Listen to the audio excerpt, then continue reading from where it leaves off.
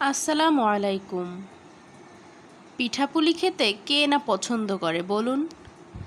শুধু শীতকালেই যে পিঠাপুলি খেতে হবে, অন্যান্য সময় যে খাওয়া যাবে না এমনটা কিন্তু নয়। আপনার ঘরে যদি একটু গুড় বা পাটালি থাকে আর চাউলের গুঁড়া থাকে, তাহলে আপনি যে কোনো সময় পিঠাপুলি বানিয়ে খেতে পারেন। আজকে আমার রেসিপি পিঠাপুলি বা পুলি পিঠা, যে যেমনটাই বলে। তাহলে চলুন কথা না বাড়িয়ে রেসিপিটা শুরু করা যাক।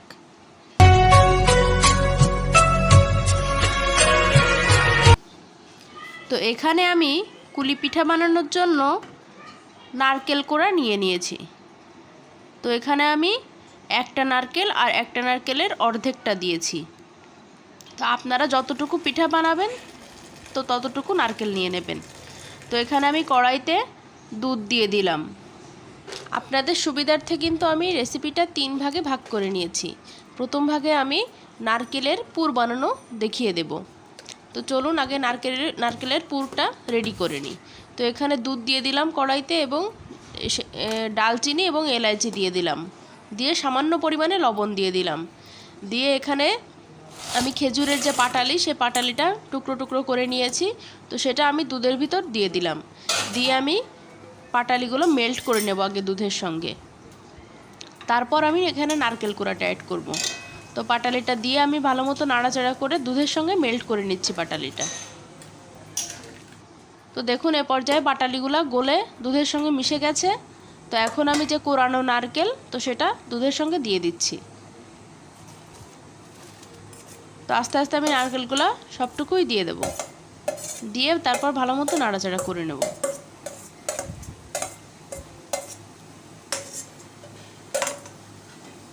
তো এখানে আমি নারকেলটা ভালো মতো মিশিয়ে নিচ্ছি। তো এখানে কিন্তু আপনি গুড়ের পরিবর্তে বা পাটালির পরিবর্তে চিনিও ইউজ করতে পারেন। তো এখানে দেখুন এই পর্যায়ে দুধটা কিন্তু শুকিয়ে এসেছে। তো এখন কিন্তু ভালো মতো নাড়াচাড়া করতে হবে, তা না হলে কিন্তু নিচে লেগে যাওয়ার সম্ভাবনা থাকে। তো আমি এই পর্যায়ে একটুখানি সন্দেশ এখানে দিয়ে দিচ্ছি। এটা আসলে একদমই অপশনাল, যদি আপনার বাসায় থাকে তাহলে দিতে পারেন, আর যদি না থাকে তাহলে একদমই দরকার নাই। তো সন্দেশটা দিলে একটু টেস্টটা ভালো হয় নারকেলের পুরের। তো এখানে যদি আপনার সন্দেশ না থাকে আর আপনি যদি দিতে চান, তাহলে আপনি বাসায় যদি দুধ থাকে তাহলে দুধে একটু লেবু দিয়ে দুধটা ছানা বানিয়ে, তো ছানাটাও কিন্তু আপনি এখানে দিতে পারেন, খেতে ভালো লাগবে। তো দেখুন এরকম একটা আঠালো আঠালো হলে তারপরে আপনি নারকেলের পুরটা নামিয়ে নেবেন। এটা হচ্ছে আমার সেকেন্ড স্টেপ। আমি বলেছিলাম 3 ভাগে ভাগ করে নিচ্ছি রেসিপিটাকে, তো এটা হচ্ছে আমার দ্বিতীয় ভাগ। তো এখানে হচ্ছে আমি যে চাউলের গুঁড়ার কাইটা রেডি করব। তো এখানে আমি পানিতে লবণ এবং একটু তেল দিয়ে দিয়েছি সামান্য, দিয়ে পানিতে বলক তুলে এখন আমি যে চাউলের গুঁড়া, সেই চাউলের গুঁড়াটা পানির সঙ্গে অ্যাড করে দিচ্ছি। তো আপনারা যতটুকু পানি নেবেন সেই পরিমাণ চালের গুঁড়া এখানে দিয়ে দেবেন। আমি আজকে একটু বেশি পিঠা বানাবো, এই জন্য একটু বেশি করে পানি দিয়ে দিয়েছি। এখন আমি চাউলের গুঁড়াটা আস্তে আস্তে দিয়ে দিচ্ছি, দিয়ে তারপর আমি ঢাকনা দিয়ে ঢেকে রেখে দেব সেদ্ধ হওয়ার জন্য। তো এই পর্যায়ে আমি ঢাকনা দিয়ে ঢেকে রেখে দিলাম সেদ্ধ হওয়ার জন্য। তো এখানে দেখুন এখন ঢাকনা খুলে এটা আমি ভালো মতো নাড়াচাড়া করে মিশিয়ে নেব। চাউলের গুঁড়াটা কিন্তু অলরেডি সেদ্ধ হয়ে গেছে। তো এই পর্যায়ে ভালো মতো নাড়াচাড়া করে চাউলের গুঁড়াটা মিশিয়ে নিতে হবে। চাউলের গুঁড়াটা যদি আপনার ভালো মতো সেদ্ধ না হয় তাহলে কিন্তু পিঠাটা ভালো হবে না। তো এই জন্য চাউলের গুঁড়ার যে কাইটা, এটা রেডি করা কিন্তু একটু ডিফিকাল্ট। তো এখন আমার মিশানো হয়ে গেছে, তো আমি ঢাকনা দিয়ে আবার ঢেকে রেখে দিলাম।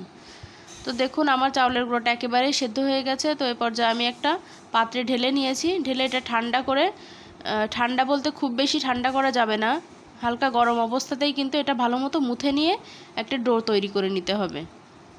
তো আমি এখানে একটু ছাড়িয়ে দিচ্ছিলাম যাতে একটু ঠান্ডা হয়। তো এভাবে করে একটুখানি হালকা ঠান্ডা করে তারপর যতটুকু আপনার হাতে সয় সেভাবে একটা গোল খামির তৈরি করে নিতে হবে। তা দেখুন এখানে আমি একটা খামির তৈরি করে নিয়েছি এবং একটা ভেজা কাপড় দিয়ে এটাকে আমি রোল করে রেখে দিচ্ছি। তো এখন আমি পিঠাগুলো তৈরি করে নেব। এরকম একটা পিড়ি বেলন নিয়ে তারপর এরকম পিঠাগুলো গোল গোল করে নিয়ে নেবেন। অল্প অল্প খামির নিয়ে এরকম গোল শেপ করে নেবেন, নিয়ে তারপর মাঝখানে চাপ দিয়ে এরকম করে একটা বাটি সাইজের আকৃতি দিয়ে দেবেন। আবার অনেকে রুটি বেলে তারপর ছাঁচে কেটে নেয়।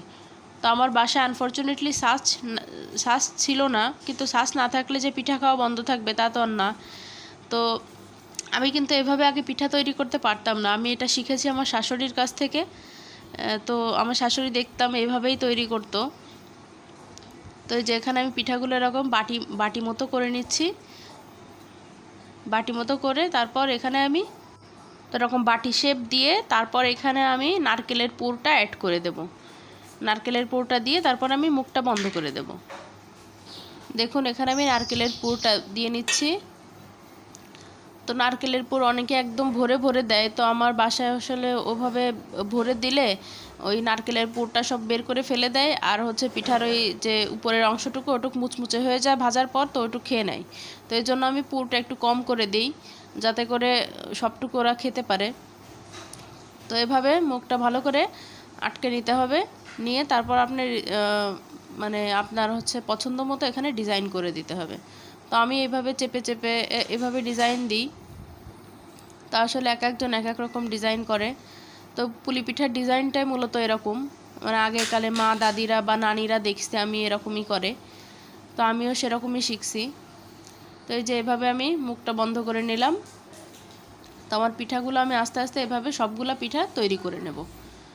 তো এখানে দেখুন আমি সবগুলা পিঠাই তৈরি করে নিয়েছি। এখন আমি পিঠাটা ভাজি করে নেব। এটা হচ্ছে আমার তৃতীয় ভাগ বা থার্ড স্টেপ। থার্ড স্টেপে আমি পিঠাগুলো ভাজি করে নিচ্ছি এখন। তো তেলটা একটু হালকা গরম হলে তারপর আমি পিঠাগুলো এখানে অ্যাড করে দিলাম। পিঠাগুলো দিয়ে তারপর পিঠাগুলো একদম লো ফ্লেমে লো আঁচে ভেজে নিতে হবে। তো এই সময় কিন্তু চুলার জালটা একদম লোতে রাখতে হবে, তাহলে কিন্তু পিঠাগুলো মুচমুচে হয়ে ভাজি হবে। তো দেখুন পিঠাটা অনেক সুন্দর একটা কালার এসেছে, ব্রাউন কালার। তো এভাবে ব্রাউন কালার করে আমি বাকি সব পিঠাগুলো ভেজে নেব। তো দর্শক, এই ছিল আজকে আমার রেসিপি। যদি আমার রেসিপি আপনাদের ভালো লাগে তাহলে অবশ্যই কমেন্ট বক্সে মন্তব্য জানিয়ে যাবেন। তো অন্য কোনো দিন অন্য কোনো রেসিপি নিয়ে হাজির হব। আজকের মতো এখানেই শেষ করছি। আল্লাহ হাফেজ।